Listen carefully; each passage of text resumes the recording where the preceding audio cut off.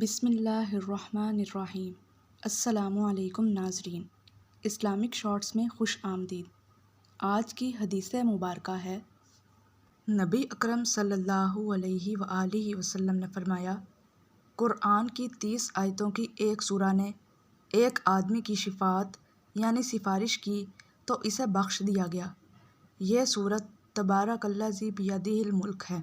رسول اللہ صلی اللہ علیہ وآلہ وسلم نے فرمایا، اذا زلزلت الارض زلزالہا والی سورت ثواب میں آدھے قرآن کے برابر ہے، اور قل ھو اللہ احد تہائی قرآن کے برابر ہے، اور قل یا ایھا الکافرون چوتھائی قرآن کے برابر ہے۔